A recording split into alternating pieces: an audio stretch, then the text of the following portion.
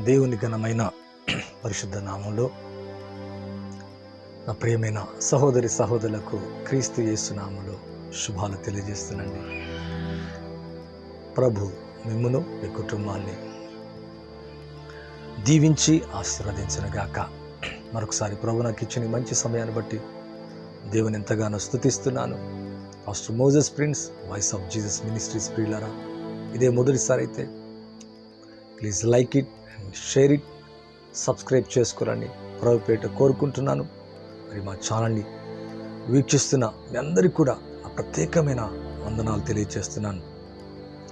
అలాగే ఫేస్బుక్లో, యూట్యూబ్లో మరి మమ్మల్ని ప్రేమిస్తూ ఆదరిస్తూ పరిచయలు మాతో కూడా కలిసి మరి సహకారంగా ఉంటున్న మీ అందరికీ కూడా నిండు కృతజ్ఞతలు తెలియజేస్తున్నాను.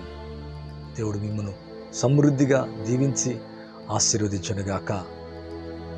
మీ జీవితంలో లెక్కలేనన్ని అద్భుత క్రియలు యేసయ్య జరిగించునుగాక. దయచేసి కళ్ళు మూసుకుందామండి, ప్రార్థించి ముందుకు వెళ్దాం. పరిశుద్ధుడి తండ్రి, మీకు స్తోత్రాలయ్యా.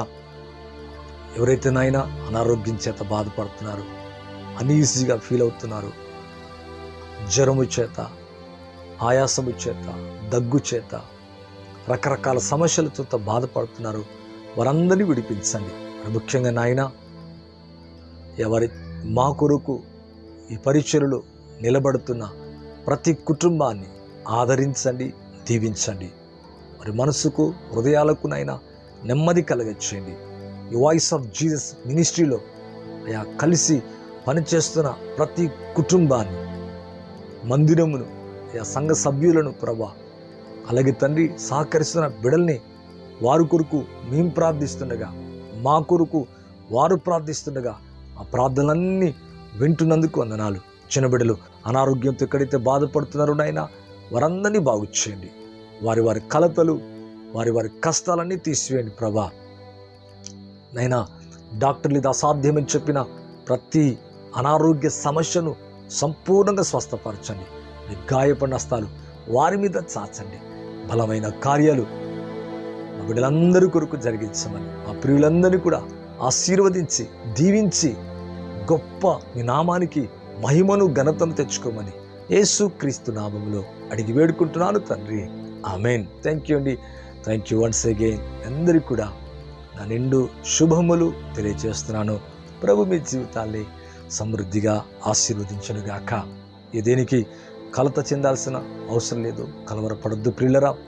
ధైర్యంగా ముందుకు వెళదాం. మరి నాకు టాపిక్ ఏంటంటే సరిపోయినంత ఇచ్చే దేవుడు.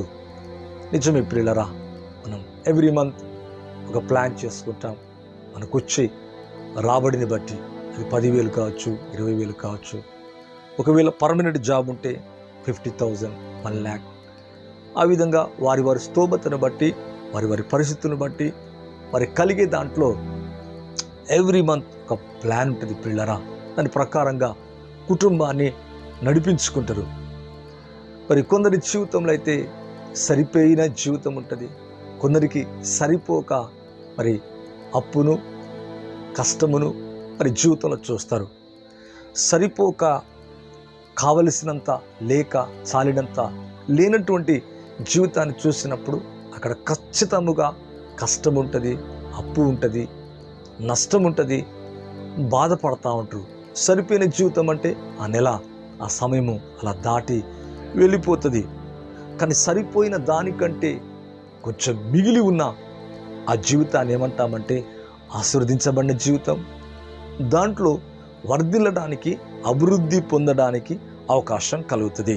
చూడండి, సరిపోనటువంటి జీవితం నష్టాన్ని, కష్టాన్ని, బాధను కలగచేస్తుంది.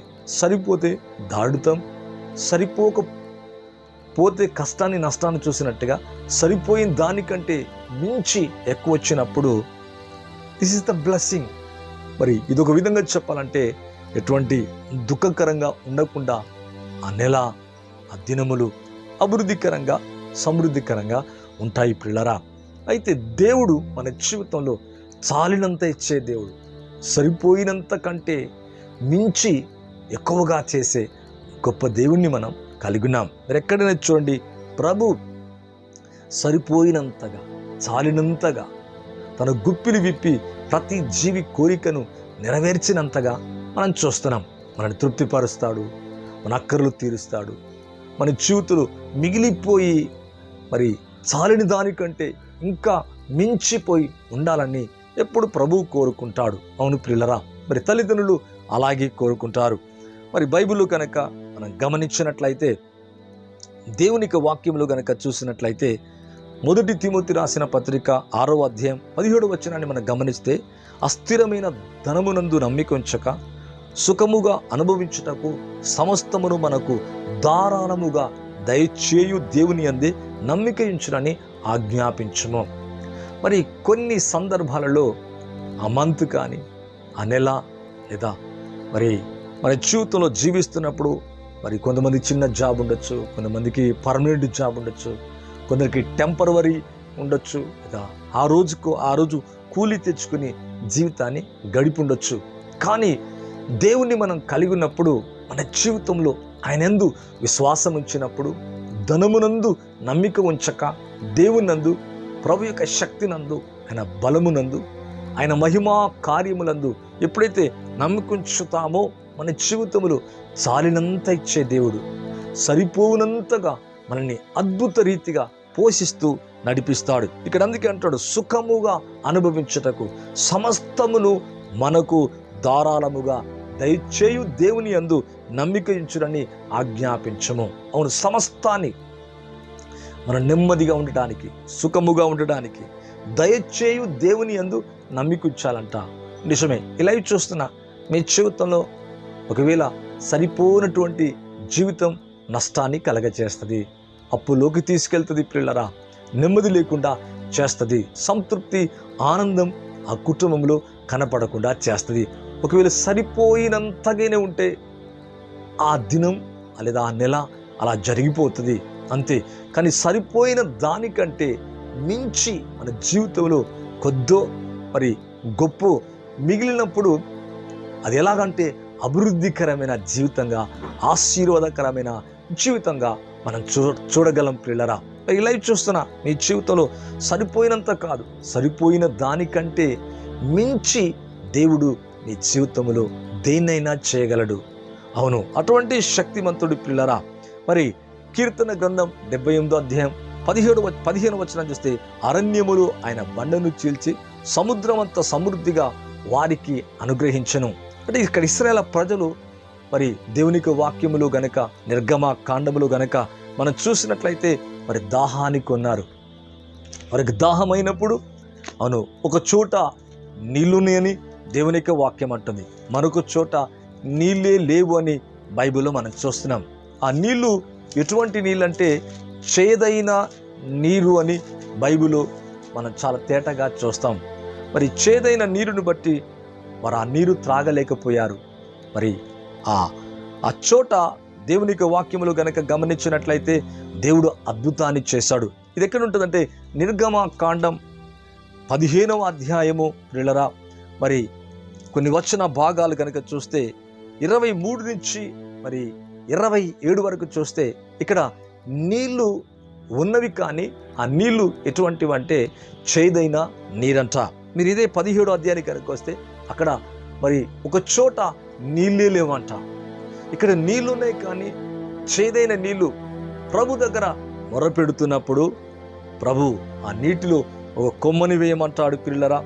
ఆ కొమ్మ వేయగా ఆ చేదైన నీరు మధురముగా మారిపోయినట్టుగా వాక్యములో మనం చూస్తున్నాం. అప్పుడు ప్రభు అంటున్నాడు, శ్రద్ధగా నా మాట విని ఆయన దృష్టికి న్యాయమైనది చేసి ఆజ్ఞలు, విధులు, కట్టలు అనుసరించిన ఎడల ఐగుప్తులలో కలగచేసిన ఏ రోగము ఏదియు మీకు రానియను, నేను స్వస్థపరచు యెహోవాను నేనే.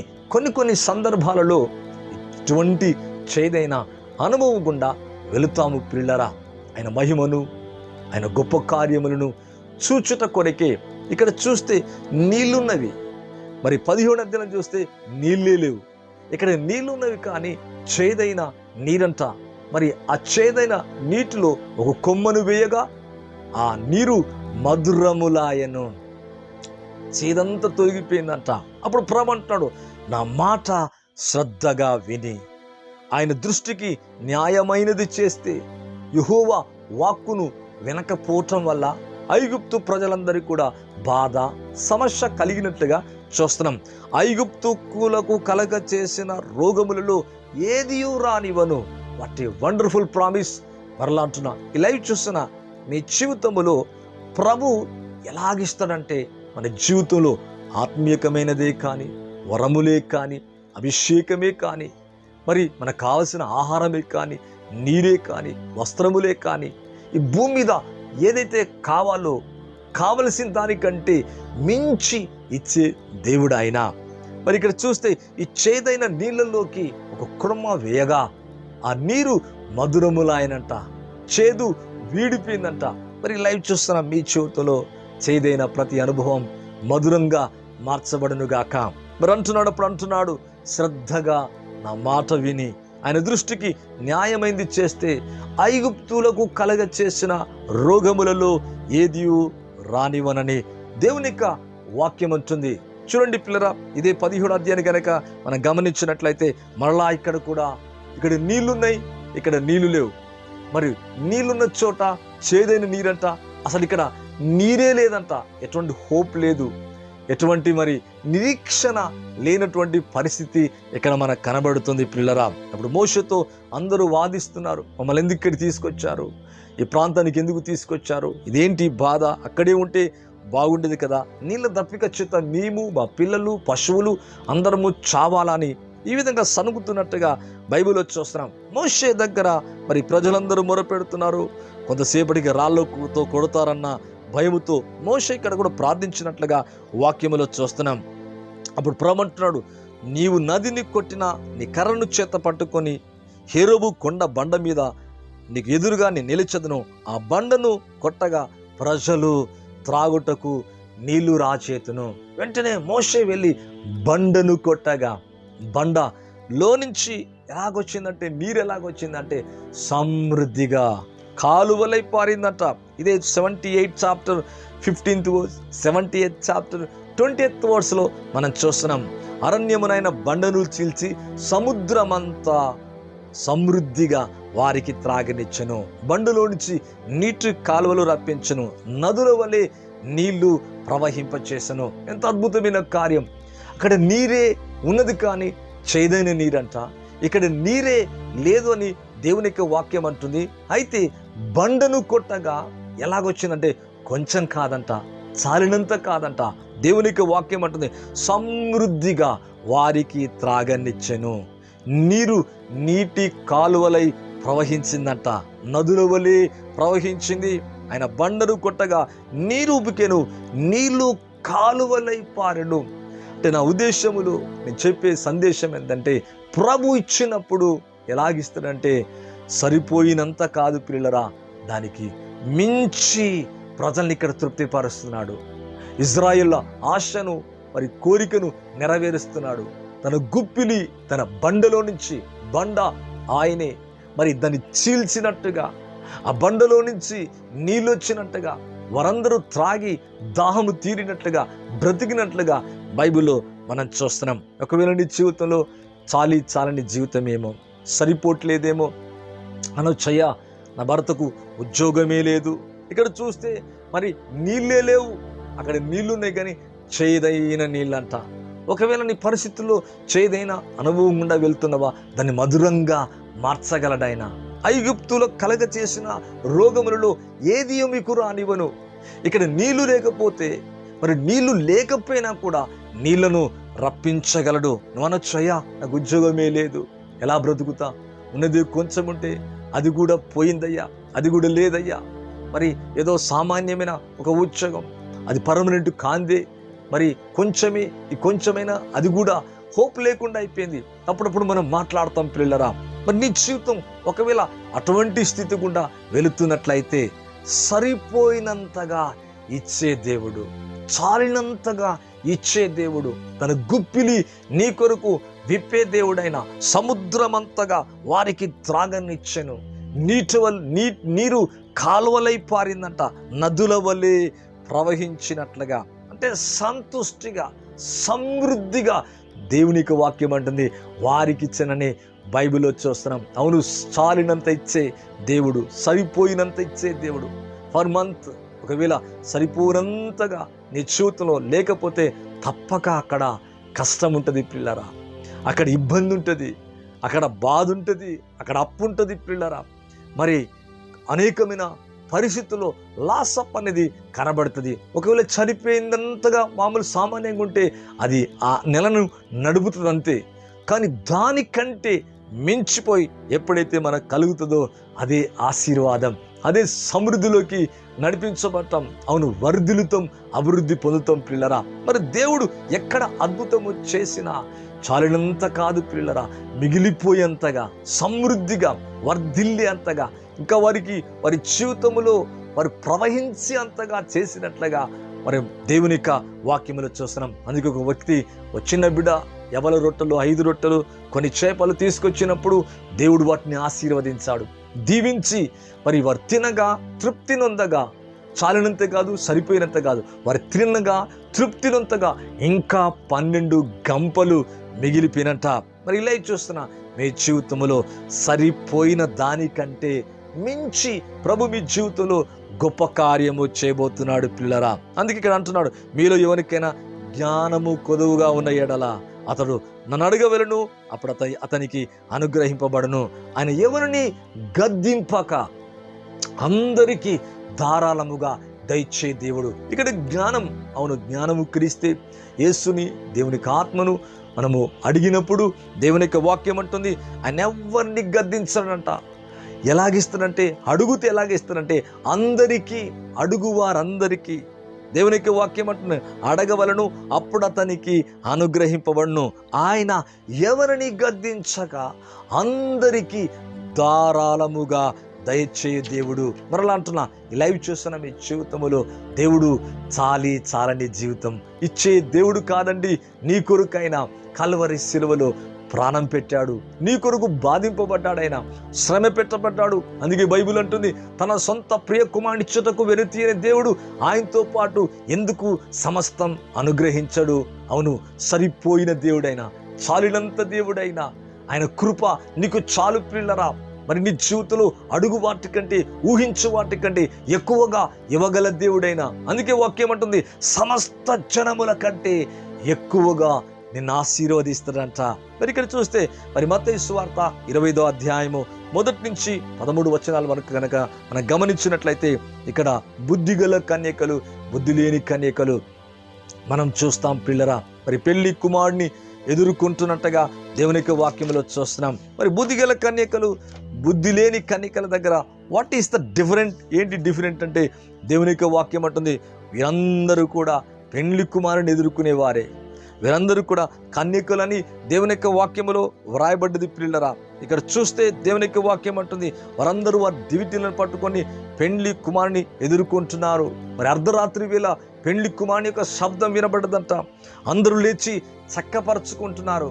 కొన్ని దీపాలు ఆరిపోతున్నాయి. బుద్ధి లేని వారి దగ్గర ఉన్న దివిటీలు, దీపాలు ఏమైపోతున్నాయంటే ఆరిపోతున్నాయంట. అందరూ చక్కపరుచుకుంటున్న సమయంలో వీరి దీపాలంట ఆరిపోవచ్చున్నాయి. ఎందుకు తెలుసా? మరి చాలినంత నూనె లేదంట, సరిపోయినంత నూనె లేని కారణాన్ని బట్టి బుద్ధి లేని వారి యొక్క మరి దివిటీలు ఆరిపోతున్నాయి. కానీ జ్ఞానవంతులవి, బుద్ధిమంతులవి, మరి తెలివి గల వారి యొక్క దివిటీలు మండుతూనే ఉన్నట్టుగా బైబిల్లో మనం చూస్తున్నాం. అప్పుడు వీరు అంటున్నారు, పెళ్లి కుమారుడు వచ్చారు కదా, మరి కొంచెం మీ నూనె మాకు ఇవ్వండి, ఎదుర్కొంటామన్నప్పుడు మరి ఇది మాకును మీకును ఇది చాలదేమో. దేవునికి వాక్యం అంటుంది, మీరు అమ్మవారి యొద్దకు పోయి కొనుక్కోడని చెప్పగా మరి అంతలోకనే పెళ్లి కుమారుడు వచ్చాను. దేవునికి వాక్యం అంటుంది, సిద్ధపడిన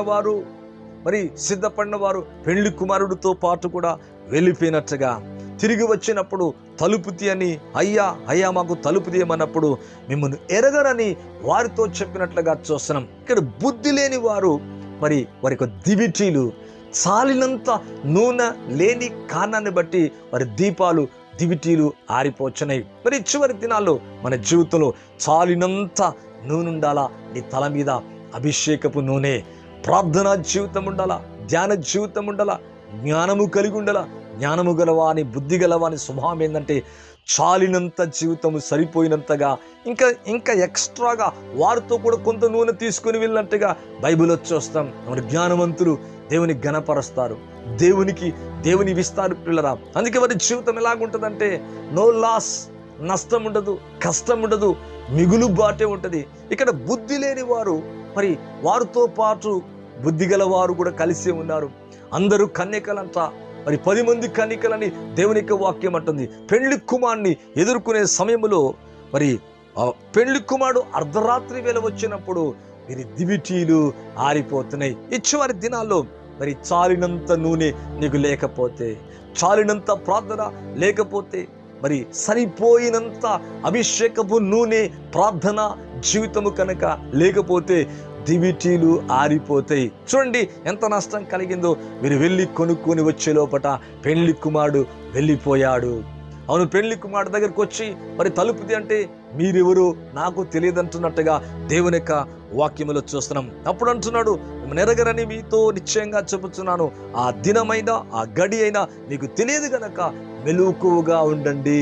నిజమే, చాలినంత సరిపోయినంత ప్రార్థనా జీవితం మనల్ని దివిటీలు వెలిగినట్టుగా ఇక్కడ నూనె వారి దగ్గర సరిపోయినంతగా లేకపోయిన కారణాన్ని బట్టి వారి దివిటీలు ఆరిపోయినట్టుగా అనేకుల ఆత్మలు చల్లారిపోతున్నాయి. అనేకుల ప్రార్థనా జీవితం మండించే అగ్ని తగ్గిపోవటం వల్ల ఒక దినం పెళ్లి కుమారుడు వచ్చినప్పుడు ఎదుర్కొనే శక్తి వారికి సరిపోదు ప్రియులరా. సమస్యల్ని, లోకాన్ని, శత్రువుని, సాతాన్ని, ఈ సంబంధమైన భూ సంబంధమైన ఏవేవైతే సమస్యల్ని వాటిని జయించే శక్తి ఉండదు. కారణం ఏంటంటే వారి దివిటీలు చక్కబెరుచుకునే సమయంలో ఆరిపోతున్న దీపాలంట. మరలా అంటున్నా, లైవ్ చూస్తున్న మీ జీవితంలో సరిపోయినంత నూనె నీ దగ్గర ఉందా? సరిపోయినంత ప్రార్థన నీ దగ్గర ఉందా? సరిపోయినంత పరిశుద్ధ జీవితం నీ దగ్గర ఉందా? ప్రభుని ఎదుర్కొని ప్రభుతో కలిసి యుగయుగాలు జీవించే ఆత్మశక్తి, ఆత్మ బలం ఒకవేళ కలిగి ఉండకపోతే మన జీవితాన్ని నిజమే ప్రియులరా, ఇంకా ప్రభు వచ్చి తలుపు వేసి మూసివేయక ముందే మన జీవితాల్లో సరి చేసుకున్నప్పుడు మనం ఎంతగానో ఆశీర్వదించబడతాం. మరలా అంటున్నా, ఈ లైవ్ చూస్తున్న నీ జీవితంలో సరిపోయినంత దేవుని జ్ఞానం నీకుండాలా, సరిపోయినంత నూనె, అభిషేకం, ప్రార్థన జీవితం, ఇచ్చే జీవితం, వాక్య జీవితం కనుక నీ జీవితంలో ఉన్నట్లయితే నీ దివిటి, నీ దీపం లేతే నీ ఆత్మీయ జీవితం ఎన్నడూ కూడా ఆరదు ప్రియులరా. సరిపోని కారణాన్ని బట్టి వారు వెళ్ళి వారి దగ్గరికి వెళ్ళి కొనుక్కునే లోపల పెళ్లి కుమారు రాగా మిగతా వారు వెళ్ళిపోయారు, వీరు మిగిలిపోయారు ప్రియులరా. వీరికి ఎంతో నష్టం కలిగింది. జ్ఞానము గలవరా అలాగా ఉండరు, కూర్చుకుంటారు పిల్లరా, ఇచ్చే గుణాన్ని కలిగి ఉంటారు, దయగా ఉంటారు. మరి ఇక్కడ చూడండి, సమయాన్ని ప్రకారంగా సమన్వయాన్ని పాటిస్తున్నారు. వీరి దగ్గర ఉన్నదాన్ని కనుక ఇచ్చుంటే వీరి దీపాలు ఆరిపోయి ఉండేది. కనుక వీరి దివిటీలు వెలుగుతున్నప్పుడు పెళ్లి కుమారుడు వచ్చి వీరిని తీసుకొని వెళ్ళిపోయినట్టుగా బైబిల్లో చూస్తున్నాం. ఈ లైవ్ చూస్తున్నాం. ఈ జీవితంలో సరిపోయిన దానికంటే ఎక్స్ట్రాడినరీగా దేవుని అభిషేకించబోతున్నాడు. ఎక్స్ట్రాడినరీగా నీ ప్రార్థన జీవితం ఉండబోతుంది. ఎక్స్ట్రాడినరీగా నీ ఫైనాన్షియల్ ఉండబోతుంది. మరలా అంటున్నా, నీ జీవితాన్ని సమృద్ధిలోకి ఆయన తీసుకొని రావాలని కోరుతున్నాడు. ఎక్కడ చూడండి, బైబిల్లో చూడండి, యేసు ప్రభు ఎక్కడ కార్యము చేసినా సరిపోయింది కాదు, సరిపోయిన దానికంటే ఎక్కువగా ఇచ్చినట్లుగా చూస్తున్నాం. ఇదే యోహాను సువార్త 2వ అధ్యాయం 1 నుంచి 11 వచనాలు చూస్తే, ఒక దినాన కానానని విందుకు ప్రభు పిలువబడ్డట్టుగా, శిష్యులు పిలువబడ్డట్టుగా, మరియా తల్లి అక్కడ ఉన్నట్టుగా దేవుని యొక్క వాక్యములో చూస్తున్నాం. అక్కడ ద్రాక్షరసం అయిపోయింది పిల్లరా. వారందరూ ద్రాక్షరసం అయిపోయినప్పుడు తల్లి వచ్చి అంటుంది, అయ్యా ద్రాక్షరసం అయిపోయినప్పుడు నా సమయము ఇంకా రాలేదు. దేవునికి వాక్యం అంటుంది. బైబిల్ గనక చూస్తే యేసు ప్రభు విందుకు పిలువబడ్డాడు. దేవునికి వాక్యం అంటుంది, ప్రభు అక్కడ ఉన్నట్టుగా వాక్యంలో చూస్తున్నాం. అయితే ద్రాక్షరసం అయిపోయిందంట. అప్పుడు ప్రభు అంటున్నాడు, అమ్మా నాతో నీకేం పని, నా సమయం ఇంకా రాలేదు. ఆయన తల్లి పరిచారకులను చూసి, ఆయన మీతో చెప్పినది చెవిడినను. మరి ప్రభు తర్వాత కొంతసేపు అయిన తర్వాత అందులోకి నీళ్లు నింపమని చెప్పినప్పుడు వారందరూ నీళ్లు నింపారు. నీళ్లు నింపిన తర్వాత ఇప్పుడు ఎవరైతే ఈ ప్రధాని పెండ్లి విందుకు వచ్చాడో వారికి ఇవ్వమన్నప్పుడు వారందరూ ఆ నీళ్లను రుచి చూసినప్పుడు మునిపిచ్చిన దానికంటే చాలా టేస్ట్గా ఉందంట.